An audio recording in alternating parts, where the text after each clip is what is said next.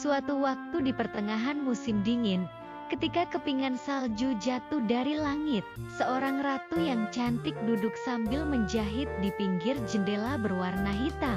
Tiba-tiba, jarinya tertusuk dengan jarum jahit dan 3 tetes darahnya jatuh ke salju. Merah di atas putih tampak begitu cantik, lalu sang ratu berpikir, kalau saja aku kelak melahirkan seorang putri, aku ingin dirinya memiliki kulit seputih salju, bibirnya semerah darah, dan rambutnya sehitam bingkai jendela ini. Tak lama kemudian, sang ratu hamil dan memiliki seorang anak perempuan. Ajaibnya, sang putri kecil memiliki ciri-ciri yang mirip dengan apa yang sang ratu inginkan, yakni memiliki kulit seputih salju, bibir semerah darah, dan rambut hitam seperti kayu hitam. Lantas, sang ratu memberinya nama Putri Salju.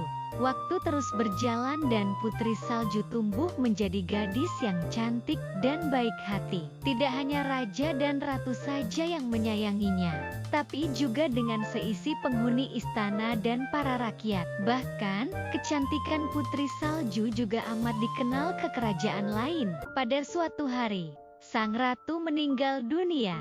Putri Salju amat sedih karena kehilangan sosok ibu. Namun tidak lama, sang raja menikah kembali dengan wanita cantik dan menjadi pengganti ratu.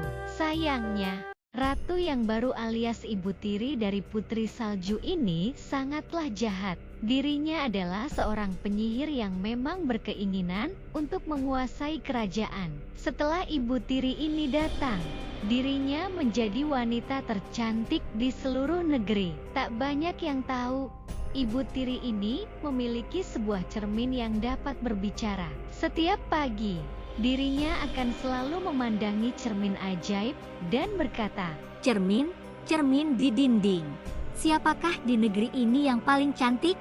Cermin tersebut akan selalu berkata, Anda, ratu saya, yang paling cantik di seluruh negeri ini. sekarang ini, Putri Salju sudah berusia 7 tahun dan tumbuh dengan sangat cantik. Bahkan kecantikannya pun mampu mengalahkan sang ratu. Suatu hari, sang ratu bertanya pada cermin, "Cermin, cermin di dinding. Siapa wanita yang paling cantik di seluruh negeri ini?" Cermin ajaib tersebut menjawab, Anda, ratu saya, namun Putri Salju masih 1000 kali lebih cantik dari Anda. Mendengar jawaban tersebut, sontak sang ratu menjadi amat marah dan sejak saat itu, dirinya begitu membenci Putri Salju. Saking cemburu dan iri hati, sang ratu ingin membunuh Putri Salju dengan memanggil seorang pemburu. "Bawalah Putri Salju ke hutan ke tempat terpencil dan bunuhlah dia sampai mati. Sebagai bukti bahwa dia sudah mati, bawakan jantung dan hatinya kembali padaku." Pemburu segera melaksanakan titah tersebut dan membuat rencana untuk mengajak Putri Salju ke hutan. Ketika sang pemburu hendak membunuh Putri Salju, dirinya mulai menangis dan memohon supaya pemburu itu tidak membunuhnya.